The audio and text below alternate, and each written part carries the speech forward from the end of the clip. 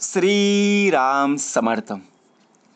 समर्थांनी एक सुंदर असा बोध आपल्यासाठी प्राप्त करून दिलेला आहे. समजदारीने चालाक बनण्याचा प्रयत्न करा. आपण काय करतो?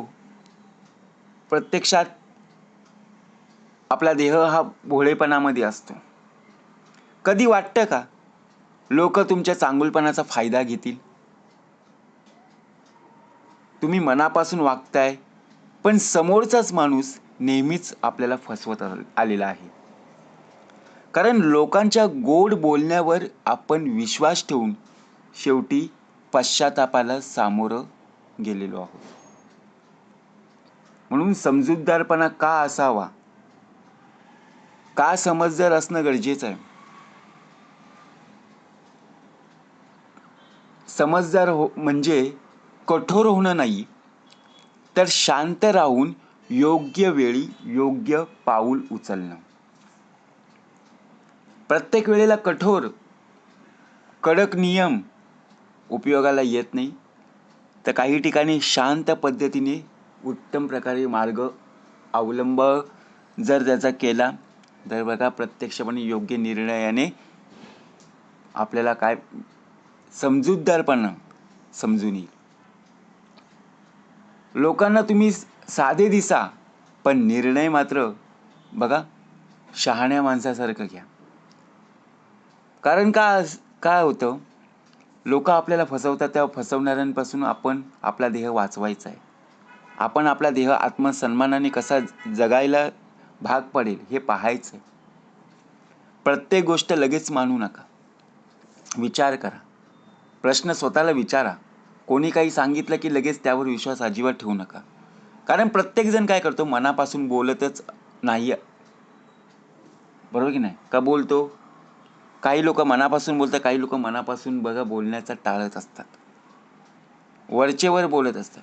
म्हणून कोणी काही सांगितलं की ऐकल्यावर थोडं थांबा, विचार करा, स्वतःला प्रश्न विचारा. आणि असे प्रश्न अनेकदा काय होतात, सत्यपणे उघड होत असतात. जो मनुष्य देह स्वतःला विचारतो त्याला फसवणं कठीण होतं.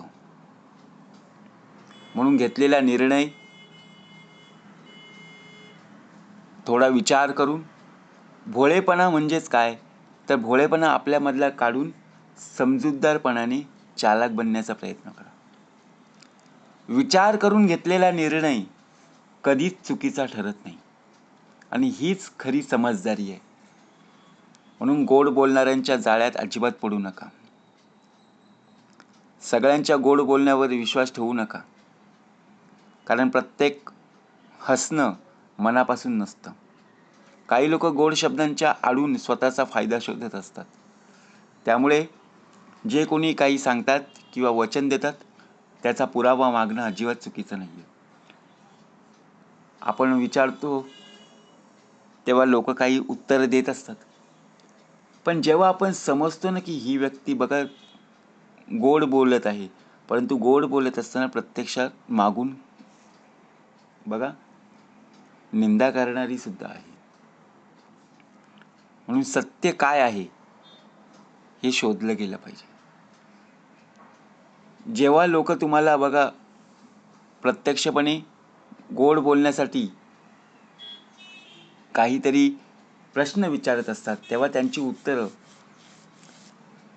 2 सेकंद थांबून बघा उत्तर जरी दिली तरी चालेल, परंतु दिल्यानंतर विचार करू अजिबात बसू नका. कारण या जगामध्ये अशी लोक आहेत की इतरांच्या भावना न समजणारी आहेत, परंतु त्यांच्यावर अजिबात अवलंबून राहू नका. दुसऱ्यांच्या भावना ओळखणं ही चांगली गोष्ट आहे, पण त्याच भावनांवर निर्णय घेणं धोकादायक ठरू शकतं. अनेक लोक आपली बघा भावनिक बाजू आपल्याकडून हवं ते करून घेतात. म्हणून जेव्हा कोणी भावनिक होऊन काही सांगतं तेव्हा मनाने नाही तर डोक्याने विचार करा, सहानुभूती दाखवा, पण त्याचबरोबर वास्तव बघा प्रत्यक्षपणे पाहिलं पाहिजे. ज्याप्रमाणे आपल्याला मन प्राप्त झालेलं आहे, मेंदू बघा, आपण मनाने मेंदूने परिस्थितीचा विचार करू शकतो, परंतु निर्णय घेत असताना दोघेही एकमेकांना साथ देणं गरजेचं आहे. जर मनाने दिलं तर बघा बुद्धी देत नाही, आणि बुद्धीने दिलं की मन देत नाही. म्हणून समजदारी म्हणजे केवळ भावना नाही, तर योग्य वेळी योग्य विचार करण्याची कला आहे. स्वतःच्या मर्यादा स्पष्ट ठेवा आणि त्यावर ठाम राहा. आता स्वतःच्या मर्यादा, ज्याप्रमाणे आपल्याला सुद्धा मर्यादा प्राप्त करून दिलेल्या आहेत, तुमच्या स्वतःच्या मर्यादांची ओळख ठरवणं अत्यंत आवश्यक आहे. कारण जेव्हा लोकांना तुमच्या हद्दी माहीत असतात, तेव्हा ते सहज तुमच्यावर हात उभं करत नाही. मर्यादा ठरवणं म्हणजे कमजोर होणं नाही, तर स्वतःची इज्जत आणि सुरक्षितता राखणं आहे. आपली इज्जत आपण बघा प्रत्यक्षपणे स्वतःहून स्वतः घालवत आहोत, परंतु मर्यादेमध्ये जर आपण राहिलो तर समोरची व्यक्ती बघा बोलत असताना सुद्धा विचार करून बोलेल. बघा, तुमचा आत्मविश्वास आणि प्रतिष्ठा वाढवायची असेल तर स्वतःमध्ये प्रथमतः बदल करणं गरजेचं आहे. ही तुमची जबाबदारी आहे आणि ती ठामपणे पाळणं ही खरी समजदारी आहे. तुम्ही बाहेरून कसे दिसता हे महत्त्वाचं नाही आहे. बाहेरून साधे जरी दिसत असला, परंतु आतून मात्र सतर्क आणि सावधान राहा. बाहेरून साधे भोळेपणाचे दिसणं फायद्याचं ठरू शकतं, कारण लोक सहज तुमच्यासमोर उघडपणे बोलत असतात आणि तुम्हाला माहिती बघा प्रत्यक्ष तुमच्याकडून काढून घेत असतात.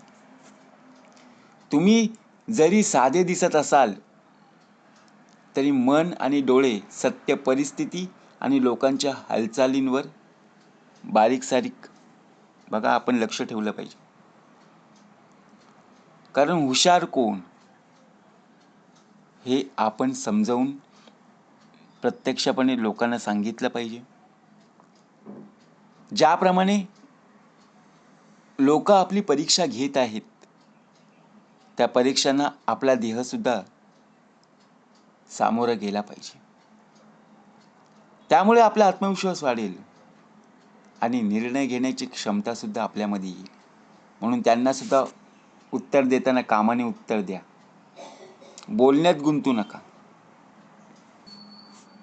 कधीही वाद आणि बोलण्याच्या गोंधळामध्ये आपला ध्येय अडकता कामा नये, कारण त्यातून फक्त वेळ आणि आपली ऊर्जा नष्ट होत असते. तुमच्या कामाने बघा प्रत्यक्षपणे आणि तुमच्या प्रयत्नानेच सर्वात महत्त्वाचं म्हणजे त्यांनीच उत्तर देता आलं पाहिजे. सतत प्रगती करत जर आपण राहिलो ना, तर लोकांच्या टीका आपोआप कमी व्हायला लागतील. म्हणून बोलण्याऐवजी कृती करून दाखवणं अधिक प्रभावी ठरू शकतं. म्हणून आपल्या कामावर लक्ष केंद्रित होणं गरजेचं आहे. समोरच्याचं वागणं प्रत्यक्षपणे त्या रीतीने बदलून जाईल. कारण एखाद्या वेळी बघा प्रत्यक्षात आपण विचार जर केला, सर्व माहिती प्रत्येकाला सांगत बसणं हे भोळेपणाचं लक्षण ठरू शकतं. कारण त्यामुळे लोक तुमचा फायदा उचलू शकतात. आणि ज्याप्रमाणे बघा महत्त्वाच्या ज्या गोष्टी असतात त्या सुरक्षित ठेवणं गरजेचं आहे.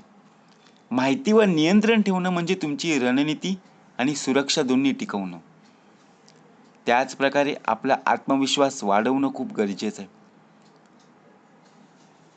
ज्यावेळी आपण एखादा निर्णय घेतो, त्यावेळी निर्णय घेत असताना आपलं पाऊल उत्तम प्रकारे कशा प्रकारे पडेल.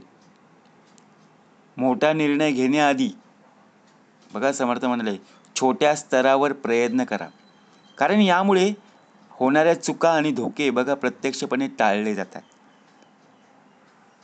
आणि भोळेपणा म्हणजे न तपासता मोठं पाऊल टाकणं. पण समजदार माणूस आधी हे पाहत असतो आणि नंतर निर्णय घेत असतो. म्हणून कसं वागायचं, कसं बोलायचं, कशा प्रकारे पाऊल टाकायचं आहे, हे भोळेपणामध्ये न अडकता समजूतदारपणाने आपण निर्णय घेतला पाहिजे.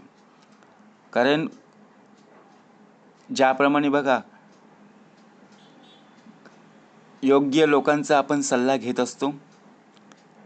त्या लोकांच्या सल्ल्यानुसार आपला देह हा उत्तम प्रकारे कशा प्रकारे वागेल हे पाहणं गरजेचं आहे.